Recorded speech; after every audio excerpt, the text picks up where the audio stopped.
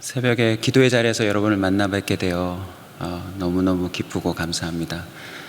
여러분들이 오늘 각처에서 새벽 기도하러 오시는 모습을 저도 교회 오면서 목격했는데요. 눈물이 핑 돌리더라고요. 졸려서 눈물 흘린 게 아닙니다. 기도하는 사람들이 이렇게 있구나. 우연의 일치일까요? 우리 청소년들이 오늘 이렇게 특송을 해주니까 너무너무 감격입니다. 또 울었어요. 제가 15년을 청소년을 담당했거든요. 여러분, 청소년이 새벽 기도 나온다는 건 거의 통일에 가까운 일입니다. 근데 또 우연의 일치일까요? 지난주 제 설교 제목이 주품회입니다. 온 성도가 마지막 찬송으로 주품회를 불렀는데 하나님이 또 오늘 우리 청소년들을 통해서 마치 확정해 주듯 말씀해 주시는 것 같습니다. 기도한다는 것은요, 주님의 품에 안기는 것입니다. 주님의 품에 안기면 하나님이 모든 걸 책임져 주시는 것입니다. 오늘 18절에 그가 하나님께 한 기도라는 표현을 여러분 읽고 지나가셨을 거예요.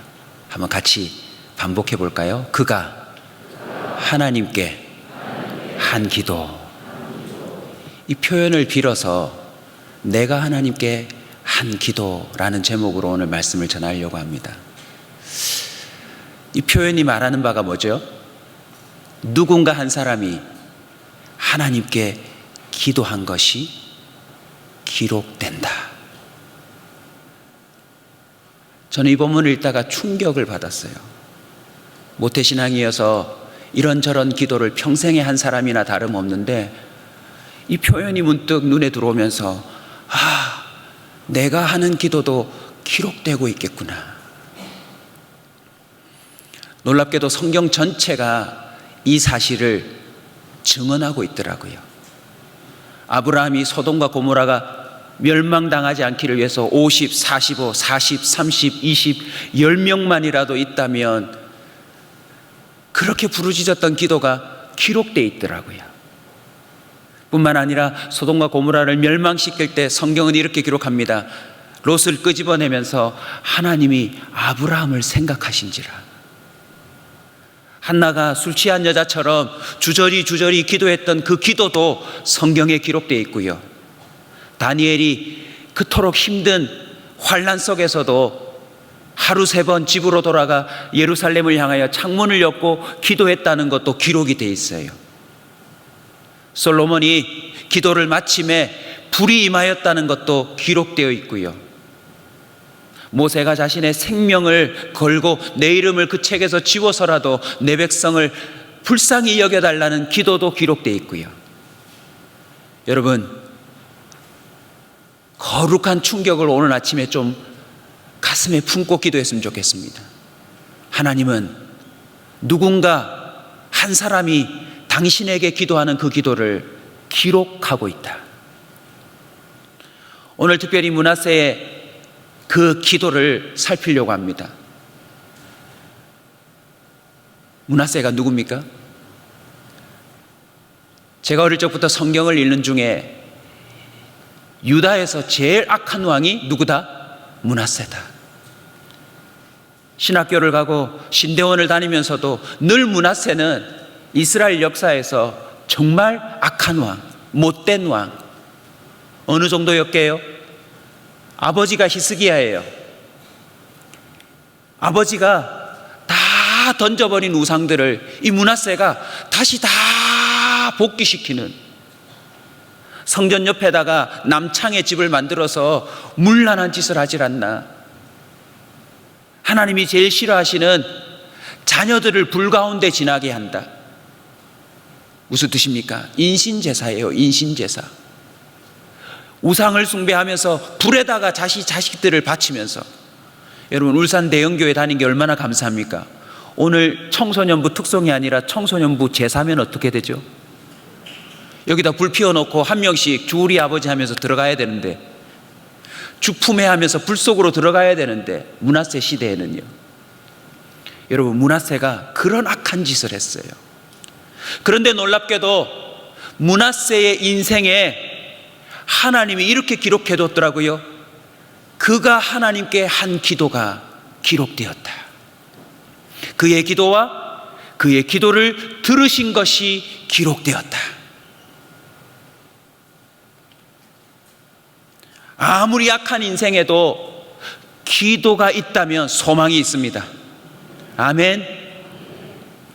혹시 울산 대형교회도 주변에 욕먹을 만큼 악한 사람이 있습니까? 그 사람에게 기도가 있다면 인생은 역전될 수 있습니다. 므낫세의 기도를 한번 살펴볼까요? 오늘 본문에 보시면 그가 언제 기도를 시작합니까? 그가 환난을 당하여.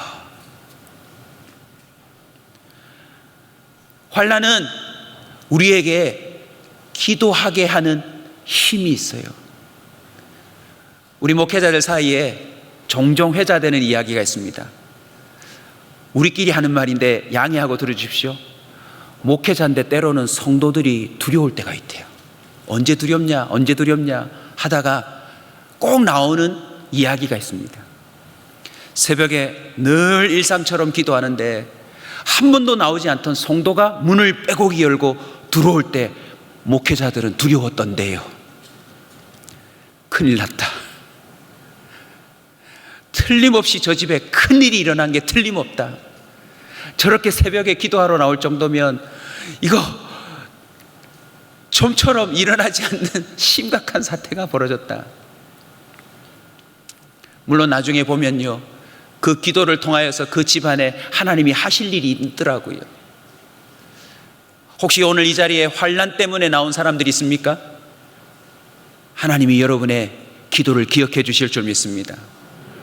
오늘 목사님께 들었습니다. 청소년부가 이렇게 오늘 교복까지 입고 특송하게 된 여러 이유 중에 하나를 발견했는데 시험 기간이라면서요.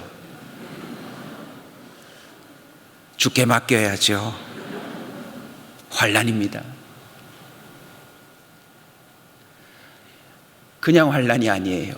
므낫세는 지금 12세 왕이 되어서 이스라엘 역사에서 유다 왕 중에 가장 오래된 통치를 하는 왕인데 아수르 군대에 사로잡혀서 쇠사슬을 묶여 바벨론으로 끌려갑니다. 이게 작은 환난입니까? 자신의 모든 삶이 송두리째 무너지는 순간에 사람들은 다양한 반응을 보이는데 성경은 기록합니다. 므낫세는 하나님을 향하여 기도했다고. 기도하면 살 수 있습니다. 기도하면 환난이 우리에게 전화위복이 될 수 있습니다. 그러나 안타까운 게 있어요. 환난 당하기 전에 좀 기도했으면 어땠을까요? 므낫세의 아버지가 누구라고요? 히스기야. 오늘 아이들의 손을 잡고 오신 부모님들이 많으신데 여러분, 히스기야는 어떤 왕입니까? 자신이 감당할 수 없는 전쟁이 일어날 때 성경은 이렇게 기록합니다. 그 히스기야가 기도하여 하나님이 그 전쟁에서 승리하게 하셨다. 어느 날 이사야 선지자를 통하여 히스기야의 사형 선고를 명합니다. 네 집을 정리하라. 너는 곧 죽을 것이니라. 우리가 잘 아는 대로 히스기야는 자신의 낯을 벽으로 향하여 두고 간절히 부르짖는 가운데 시한부 인생을 몇 년이나 연장받아요? 15년을 연장받았습니다. 자신의 부모가 기도로 살아가는 모습을 므낫세는 똑똑히 알고 있었을 거예요. 그는 일찍이 기도할 기회가 많았습니다. 그런데 성경은 그의 기도를 기록하지 않아요. 언제가 되어서야? 환난을 당해서야 므낫세는 기도하기 시작했다라는 것입니다. 이 본문 속에서 우리는 무엇을 발견할 수 있습니까? 환난을 통해서라도 기도의 자리로 이끄시는 하나님의 손길을 볼 수 있는 것입니다. 10절을 보십시오. 여호와께서는 이미 므낫세와 그의 백성에게 이르셨으나, 하나님은 환난을 당하기 전부터 이미 많은 것을 말해줬어요. 그런데 므낫세가 그 백성이 무엇하지 않았다? 듣지 않았다.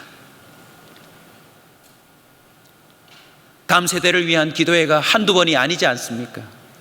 울산 대형교회 올 때마다 도전을 받는데요, 이 교회에 정말 전국에서 전 세계에서 그래도 말씀을 깨어 전한다고 하는 사람들을 우리 담임 목사님이 끊임없이 초청하여 여러분들에게 그 말씀들을 이르지 않고 있던가요? 하나님 말씀할 때 들어야 합니다. 그러면 환난도 피할 수 있을 것입니다.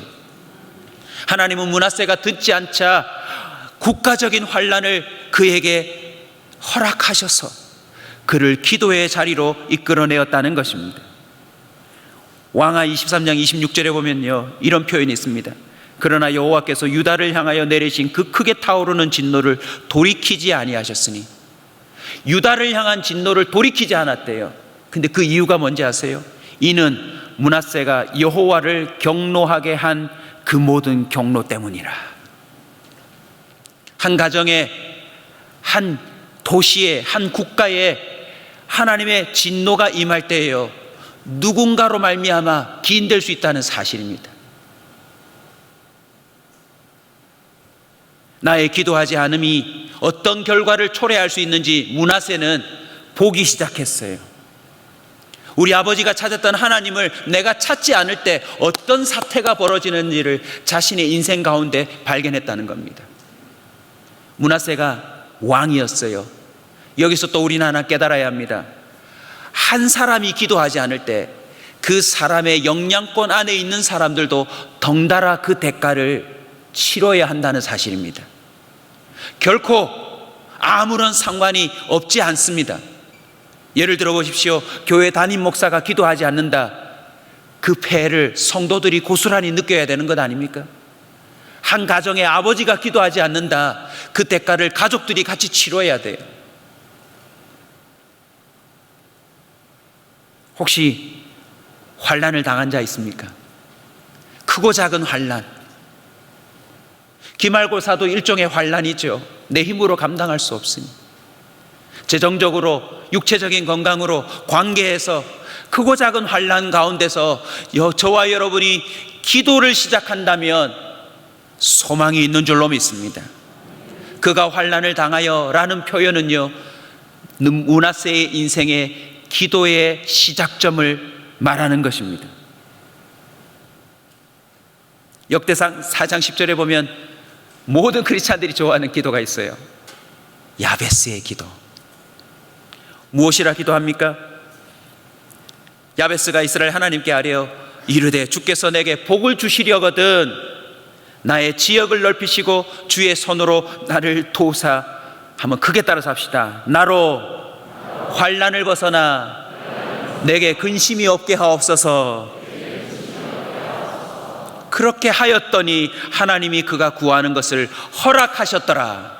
할렐루야. 여러분, 지금 대한민국이 환난 아닙니까? 어디서 비가 내릴지 모르고 언제 어떤 태풍이 불지 모르고 경제, 코로나, 전 세계가 환난 중에 있음 우리 느끼고 있지 않습니까? 오늘 이 아침이 새롭게 기도를 시작하는 아침이 되시길 주의 이름으로 축원합니다. 악하고 악한 므낫세의 인생에 다행스럽게도 환난을 통하여 기도가 시작되었다. 우리는 이 아침에 잊지 않고 나에게도 온전한 기도가 시작되는 아침이 되시길 축원합니다.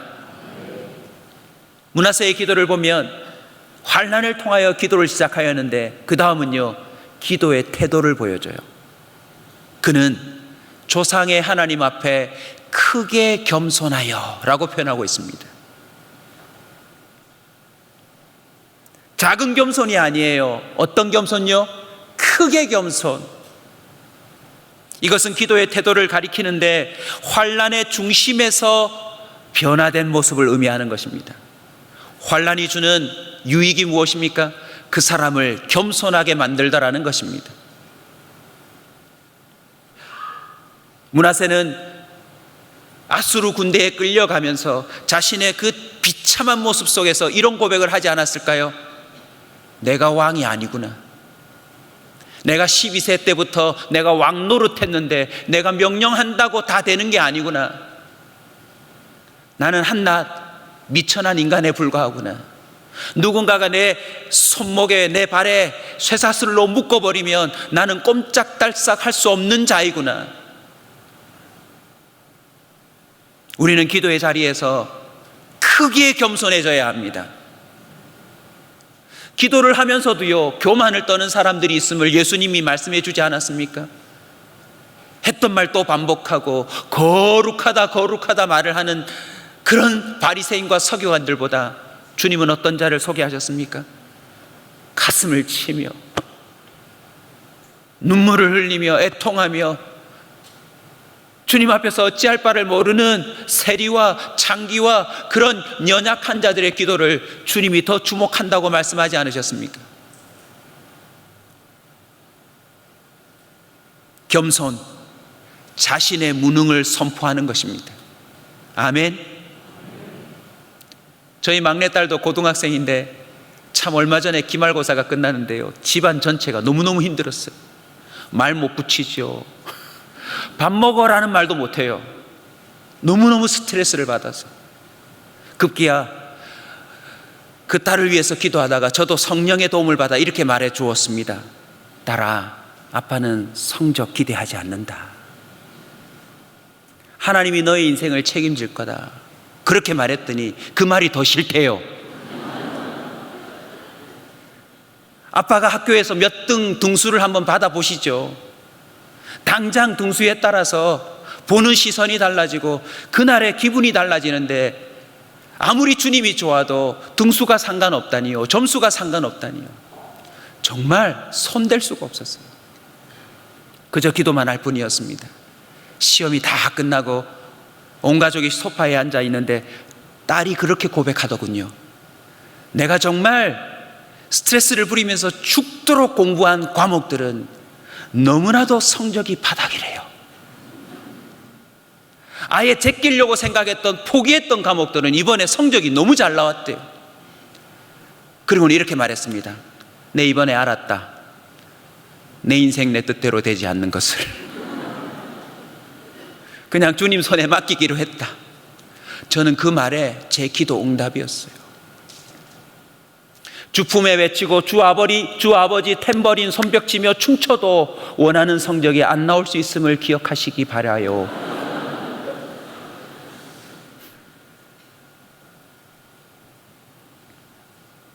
우리는 크고 작은 환난을 통하여 겸손해져야 합니다. 오늘 전할 말씀이 많아서 말씀만 전하려고 했는데, 어제 잠시 대화를 나눴던 우리 목사님이 그간 제게 있었던 간증을 조금이라도 꼭 얘기해 달라고 해서 제가 시간을 보고 좀 여러분에게 드리려고 합니다. 제가 여기 올 때마다 제 인생에 일이 있는 거 아시죠? 그래서 대형교회에서 부를 때마다 대형 사고가 나지 않을까. 작년 11월에 제가 말씀을 전하고 또 새해를 맞았습니다. 코로나가 터지기 직전에 저희 딸과 저희 아내가 제 대신 저희 부모님을 모시러 가다가 고속도로에서 차가 폐차되는 교통사고를 당했어요. 면허 취소 수준의 음주를 한 26세 청년이 180이 넘는 속도로 달려와서 뒤에서 저희 차를 받았어요. 두 바퀴를 돌았는지 세 바퀴를 돌았는지 알 수 없을 정도로 고속도로에서 팽팽 돌아서 가드레일을 2번이나 받고 저희 차가 폐차가 됐는데 저희 집사람과 딸이 하나도 다치지 않았어요. 제가 공장에 가서 저희 차를 보는데 15,000km밖에 뛰지 않은 새 차인데요, 그냥 휴지 조각처럼 찌그러져 있더라고요. 그 환난 속에서 저는 다시 한번 겸손해지기 시작했어요. 하나님, 내가 내 아내와 딸을 지킬 수 없음을 고백합니다. 그리고는 코로나가 터졌어요. 그 놀램을 가지고 아직 마음도 추스리기 전에 코로나가 터져서 저희는 또 학교 강당을 빌려서 예배를 드리기 때문에 그냥 모든 게 올스탑 돼버렸어요. 여러분, 그야말로 환난이죠. 그때부터 사람들이 저한테 이런 질문을 하더군요. 요즘 뭐 먹고 사냐고.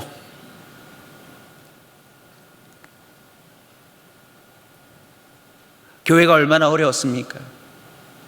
믿지 않는 친구들, 믿지 않는 친척들은 성도들이 오지 않으니 헌금을 하느냐, 교회가 활동을 함으로 뭔가 목회자가 살 수 있는 기반이 돼야 되는데 뭔가 불쌍한 눈으로 저를 자꾸 보는 거예요. 저는 손을 바짝 들고 엎드리기 시작했습니다. 그동안 개척하여 성도들이 하나하나 둘 모여서 어느새 교회를 이루는 듯 싶었는데 모두가 흩어져서 이제는 정말 누가 진짜 크리스찬인지를, 누가 진정한 예배자인지를, 누가 진정한 기도자인지를 하나님이 알아보는 때가 되었구나. 기도하는 가운데 하나님이 제가 스스로 한 겸손이 아니라 저의 모든 걸 다 내려놓게 만들으시다. 근데 지금 어떻게 된 줄 아세요, 여러분?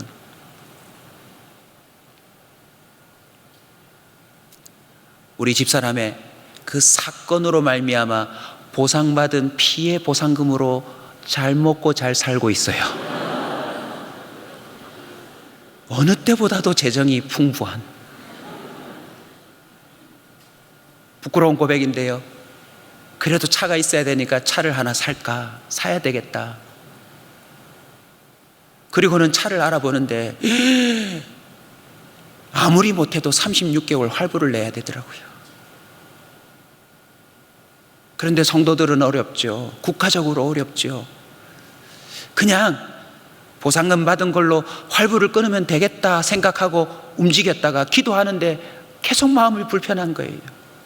그러다가 문득 기도 중에 이런 마음을 주셨어요.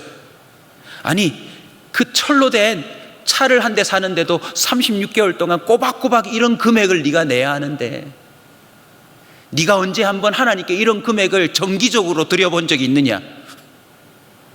목사니까 그냥 형편대로 주님께 헌금을 했지, 차 한 대 사는데 드리는 그 열정과 그 헌신을 주님께 36개월 동안 변함없이 한 적이 있느냐, 그렇게 묻는데 너무너무 부끄럽더라고요. 그래도 어떻게 해요? 차를 사야 되는데 또 차를 알아보고 하다가 또 기도하는데 마음이 불편해서 엎드리는데 하나님이 이런 지혜를 주셨어요. 여기서 성도가 어렵다, 저기서 성도가 어렵다고 하는데 하나님, 제가 차 할부 낼 돈으로 매달 성도 한 명씩 선정해서 그를 섬기겠습니다. 여러분, 저를 너무 괜찮은 목사로 보지 마십시오. 주님 앞에 차를 살려다가 계속 주시는 감동으로 어쩔 수 없이 그런 결단을 내렸어요. 그런데 아니나 다를까 정말 선정돼야 될 성도들이 한 명 한 명 드러나기 시작하는 거예요. 그래서 한 명을 돕고 한 명을 돕고 한 명을 돕고 한 3, 4개월이 되었는데 어떤 일이 벌어진 줄 아세요?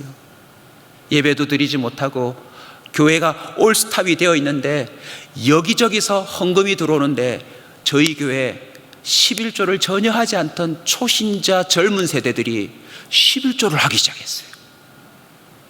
다들 어려울 텐데. 장로님과 제게 재정부 연결해서 헌금이 들어오면 SNS로 들어오거든요. 온라인으로 헌금이 들어오기 때문에. 헌금 들어오는데 깜짝 놀래요. 이 성도는 일용직 성도인데, 투잡을 뛰면서 알바하는 성도인데 한 번도 11조를 내지 않던 성도들이 11조를 내기 시작하네요. 그리고는 또 교회 밖에 어느 참 희한한 분이 자신은 지금 이때에 너무너무 호황이래요.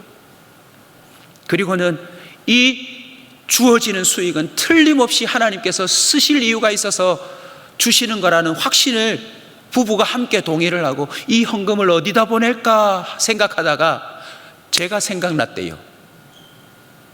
그리고는 그분들이 헌금을 보내주시는데, 여러분, 지금 저희 교회에 코로나 이전과 이후가 어떻게 된 줄 아세요?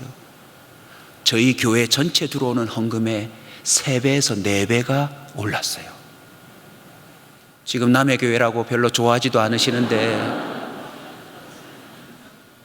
여러분, 환난 중에 있을 수 없는 일입니다.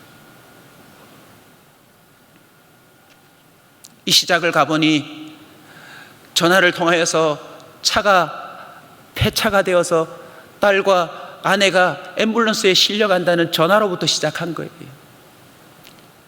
그 사고를 저지른 청년과 합의를 해야 되는데 26살.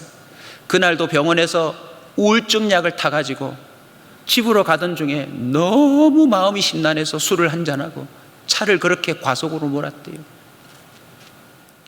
형사 합의를 해줘야 이 친구가 그래도 참작이 되는데 너무너무 불쌍한 거예요. 그래서 격려해 줬어요. 우려하지 마라. 그 사고가 전화위복이 될 수 있다. 그랬더니 대뜸 이 친구가 막 눈물을 흘리다가 고개를 들고는 저보고 그런 거예요. 혹시 목사님이세요? 들켰어요. 안 들켜야 형사 합의를 더 잘할 수 있는데. 그리고는 합의를 해줬습니다. 그 친구는 아직도 차값이 수천만 원이 활부가 남아있는데 100% 과실이 되는 바람에 어찌할 바를 모르는 거예요. 그래서 결국 30%의 과실을 저희가 인정해 주기로 기도 중에 결단을 내렸어요. 계속 기도하는데 그 친구 이름이 떠오르는데 그 친구 이름이 오픈해도 될지 모르겠습니다. 성은 오픈하지 않겠습니다. 이름이 관용.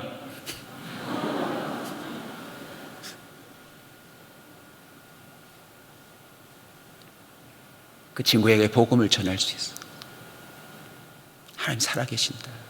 이렇게 큰 사고로 너도 다치지 않고 우리도 죽지 않은 것은 정말 하나님이 우리에게 주신 기회다. 시편 107편 12절입니다. 그러므로 그가 고통을 주어 그들의 마음을 겸손하게 하셨으니 그들이 엎드러져도 돕는 자가 없었도다. 여러분, 고통을 왜 허락하십니까?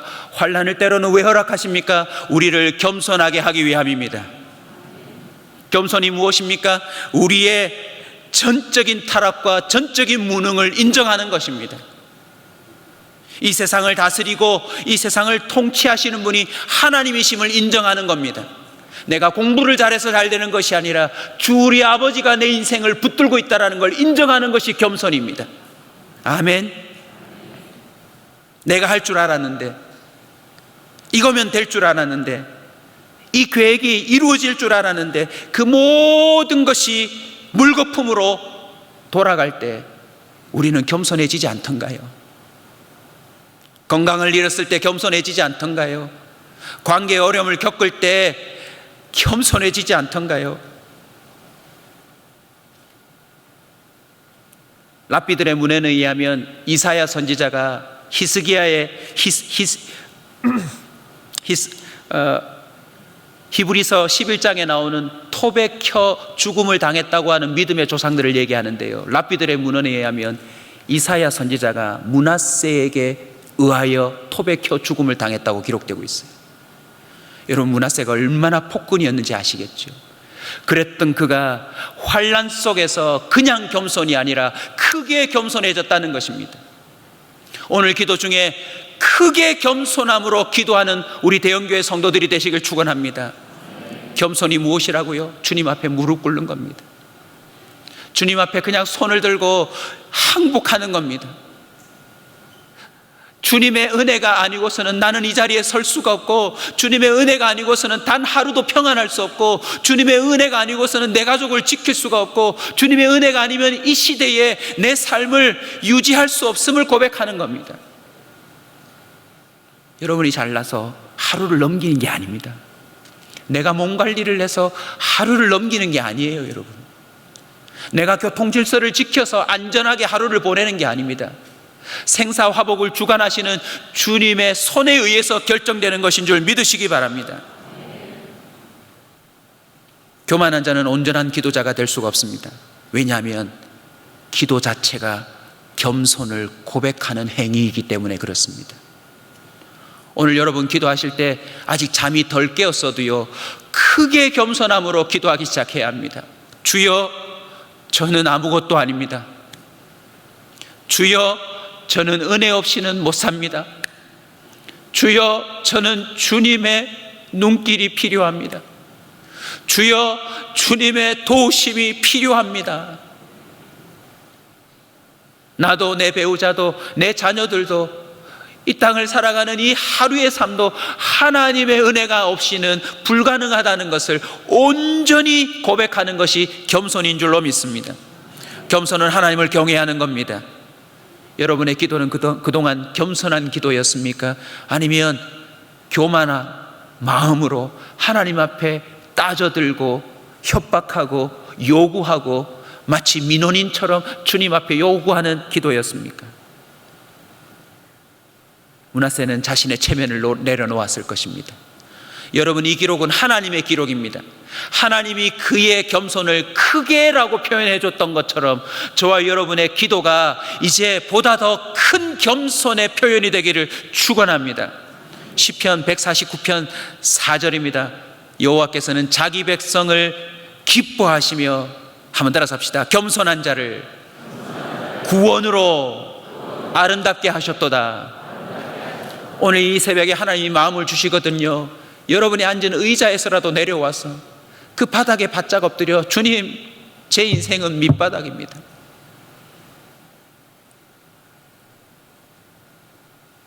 환난 가운데 하나님을 깨닫고 죄를 뿌리며 먼지를 뒤집어 쓰고 땅바닥에 엎드려 옷을 찢으며 부르짖었던 그 기록을 여러분 놓치지 마십시오. 때로는 우리가 졸다가 또 딴 생각하다가 기도하지만 이제는 그런 기도를 떨쳐버려야 될 때가 되었습니다. 안타깝게도 역대하 33장 23절에 보면요, 아몬이라는 이름이 등장하는데 므낫세 아들이에요. 이 아몬이 그의 아버지 므낫세가 스스로 겸손함같이 여호와 앞에서 스스로 겸손하지 아니하고 더욱 범죄하더니, 우리의 자녀들을 우리가 어찌할 수 없어요, 여러분. 기도의 현장에 데리고 온다고 해서 저들이 기도하는 게 아닙니다. 하나님이 은혜를 주셔야 합니다. 아빠가 목사라고 딸들이 겸손한 게 아니더라고요. 새벽을 빠지지 않고 데리고 온다고 해서 그 아이들이 경건하게 사는 게 아니더라고요. 하나님이 그 아이들을 스스로 겸손하도록 만들어 주셔야 합니다. 므낫세의 기도 세 번째입니다. 환난을 당하여 기도를 시작했고 그의 기도의 태도는 매우 크게 겸손하였다. 그리고 마지막 의미 있는 표현이 나오네요. 그제서야. 오늘 본문에 보시면 그제서야 므낫세가 여호와인 줄 알았다. 기도의 결과입니다. 여러분, 기도 응답 중에 가장 중요한 게 무엇입니까? 내가 하나님의 물질적인 공급을 받았다, 관계가 풀어졌다, 어려운 난제가 해결되었다, 이게 중요한 응답이 아니라 그 응답을 통하여 하나님이 어떠한 분인지를 아는 것이 참된 응답인 줄로 믿습니다. 므낫세는요, 그 악하고 악한 인생 가운데서 그가 하나님께 올려드린 기도로 말미암아 하나님이 누군지를 알아버렸어요. 그가 포로로 잡혀가서 그 험난한 세월 가운데 겸손함으로 낮아지다가 어떤 은혜를 경험합니까? 풀려나요. 그리고 다시 고국으로 돌아와서 왕위에 복귀됩니다. 이걸 통하여서 뭘 깨닫죠? 아수르 왕위에 있는 분이 하나님이시다라고 하는 사실을 깨달은 것입니다. 할렐루야. 제가 매년 와서 여러분에게 간증하지만 제 간증을 부러워할 것이 아니라 그 간증 뒤에서 역사하시는 하나님을 여러분이 보셔야 합니다. 하나님은 절대 주권자입니다. 하나님은 폭풍을 다스리십니다. 코로나를 다스리십니다. 이 세상의 모든 걸 주님의 뜻대로 움직일 수 있는 분입니다. 우리는 기도 중에 그 하나님을 보다 깊이 알아가야 합니다. 우리는 기도 중에 그 하나님을 인격적으로 대면해야 합니다. 하나님의 뜻을 발견해야 합니다. 하나님의 성품을 알아야 합니다. 하나님의 일하시는 방식을 이해해야 합니다. 그제서야 여호와께서 하나님이신 줄 알았다. 늦은 감이 있지만 놀라운 결과 아닙니까? 여느 때보다도 국가적인 위기이고 여러분의 삶도 여느 때보다도 녹록지 않지만 이렇게 기도하러 나온 이 자리에서 예전에 알지 못했던 하나님을 알아가시길 주의 이름으로 축원합니다. 평안한 때에 알아가는 하나님도 소중하지만 여러분, 광야에서 발견하는 하나님이 얼마나 놀랍습니까? 평안할 때는 그저 일용할 양식을 주시는 하나님인 줄 알았지만 광야에 나갔더니 그 아무것도 없는 곳에서 하나님은 우리의 인생을 불과 구름 기둥으로 인도할 수 있는 분임을 가르쳐 주지 않던가요? 기도하려고 손만 들어도 이길 수 없는 전쟁을 이기게 하시는 하나님이라는 사실을 발견하지 않습니까? 놀랍게도 오늘 본문 14절에 보시면 왕위에 복귀한 므낫세가 어떤 일을 벌이지요? 성벽을 다시 재정비합니다. 군대 장관들을 세웁니다. 감사하게도 그가 아버지가 버렸던 우상들을 다시 들여놨다가 이제 다시 그것을 버리기 시작합니다. 여러분, 기도의 자리에서 하나님을 만나게 되면 내가 뭘 해야 될지를 알게 되는 것입니다. 교과서를 열심히 보면 문제의 답을 알게 되겠지만 여러분들이 주님을 찬양하고 주님을 향하여 기도하고 주님을 향하여 엎드릴 때에 우리는 창조주 하나님을 만나게 됩니다. 그 하나님을 통하여 날 왜 만드셨는지 알게 되지 않을까요? 지금도 온 세상을 다스리시는 하나님을 깊이 만나게 되면서 지금 이때에 나는 무엇을 해야 될지 발견하게 될 줄로 믿습니다. 오늘도 기도 중에 각자가 하나님을 통하여서 여러분이 이 시대에 무엇을 해야 될지를 발견할 수 있기를 축원합니다. 제대로 된 기도는 그 사람을 새로운 삶으로 인도합니다. 놀랍게도 오늘 본문에 보시면 므낫세가 유다를 향하여 뭐라고 말하죠? 하나님을 섬기라라고 말하고 있습니다.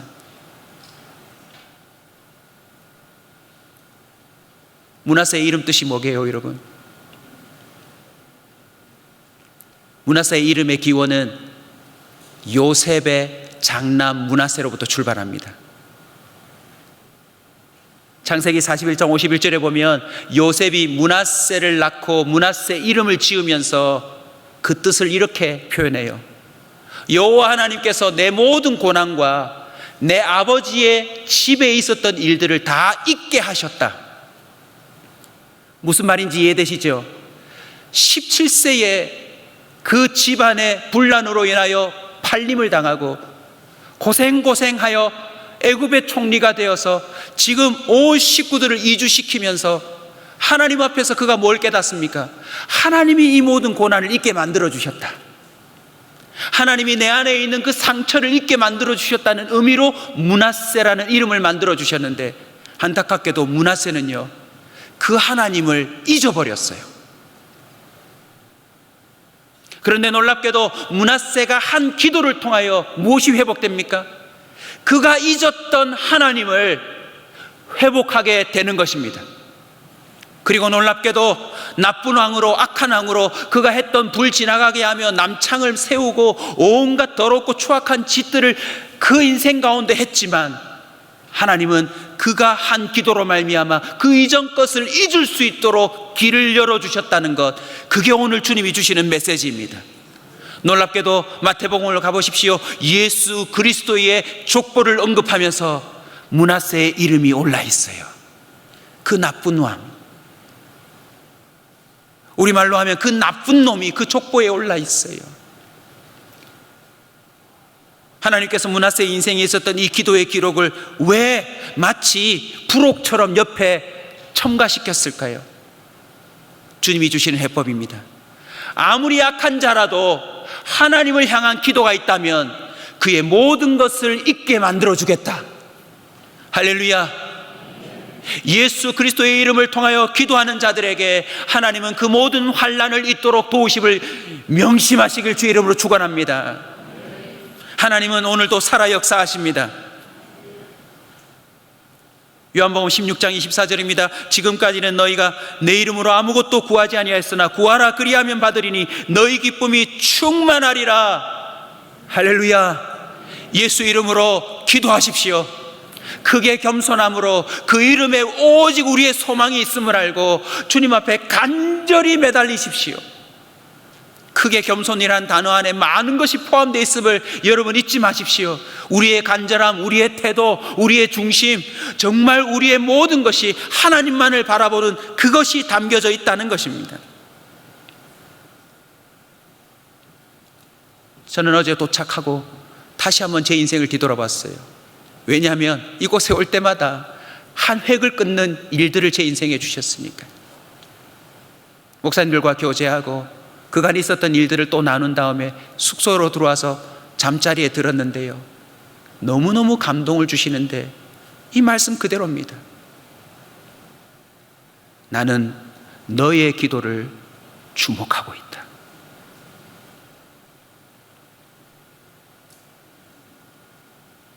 기쁜 마음으로 잠자리에 드는데요, 오늘 3시 14분에 깼어요. 너무너무 숙소가 편했는데 왜 그렇게 일찍 일어났을까요? 눈 뜨자마자 그가 하나님께 한 기도 표현이 들면서, 너는 오늘 이 설교를 위한 기도가 있는가? 울산 대형교를 위한 기도가 너에게 있는가? 하나님이 툭툭 던져주셨어요. 여러분, 오늘 제가 새벽 그 이른 시간부터 울산 대형교를 위해서 기도했다는 거 아십니까? 설교가 아무리 준비되어도 뭐가 없으면요, 기도가 없으면 하나님이 함께 하지 않을 수 있어요. 제 기도를 마칠 때쯤 감동이 밀려오는데 오늘 몰려오는 성도들을 통하여 하나님이 하실 역사가 믿음의 눈으로 그려졌어요.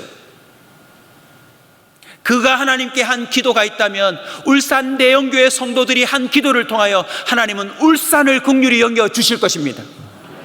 여러분이 이 민족을 두고 기도한 그 내용을 주님이 참고하시고 이 대한민국을 생각해 주실 줄로 믿습니다. 여러분의 기도로 대한민국의 악법이 막아질 줄로 믿습니다. 여러분의 기도로 말미암아 경제적인 어려움을 극복하도록 도와주실 줄로 믿습니다. 세상의 방법이 아닌, 경제의 논리가 아닌 하나님의 방법으로 여러분과 여러분의 교회와 이 울산과 이 민족을 생각해 주실 줄로 믿습니다. 여러분의 기도는 땅에 떨어지지 않습니다.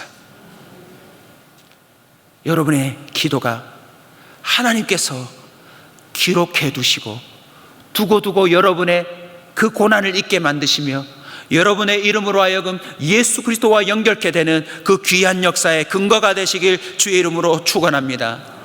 이제 찬양할 텐데요, 저는 오늘도 다시 한번 특송과 모든 되어지는 일들 속에서 참 감격스러워요. 문하세 인생도 마찬가지고요, 환난으로 끝나지 않도록 도우신 주님을 찬양합니다. 사울 왕은 여호와께 묻지 아니함으로 여호와께서 그를 죽여 나라를 이새의 아들 다윗에게 넘겨주셨더라. 많은 사람들이 환난으로 인생이 끝나는데 환난 끝에 기도의 한 자리가 있으면 그 인생은 은혜 있는 자입니다. 주여, 우리가 교만으로 끝나지 않도록 도우시니 감사합니다. 주여, 우리가 망각으로 끝나지 않고 그제서야라도 하나님을 알고 인생이 끝나도록 도우신 은혜를 감사합니다. 우리 다 함께 이 찬송 한번 할까요? 우리 크게 겸손함으로 표현한다 생각하시고 한번 그 자리에서 잠을 깨던 한번 벌떡 일어나십시다. 우리 다 같이 한번 일어나서 이 찬송하시다. 지금까지 내가 지내온 것은, 내가 지금까지 지내온 것은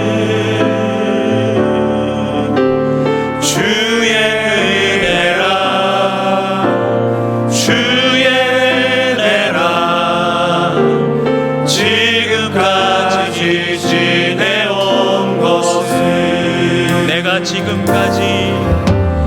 지금까지 지내온 것은 주의 은혜라, 주의 은혜라.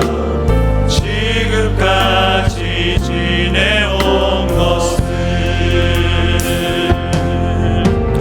주의 은혜라, 주의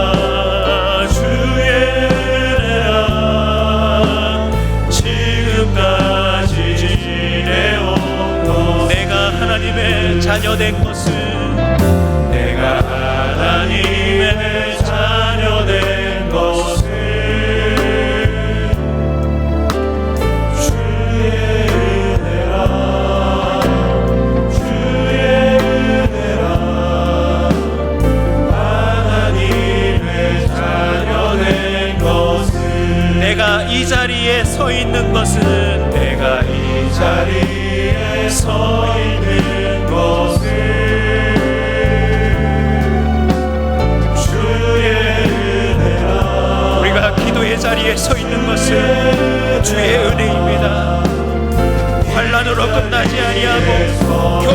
끝나지 아니하고 주님을 망각하고 살아가는 삶으로 끝나지 아니하고 이 기도의 자리에 서 있는 것을 주의 은혜입니다. 이 자리에 서 있는 것을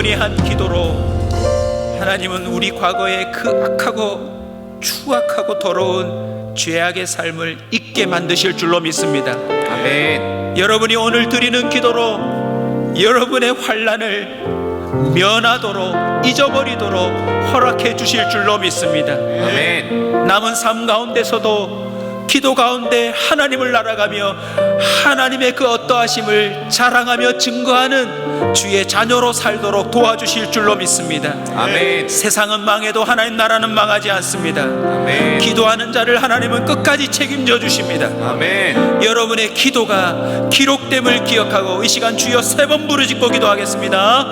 주여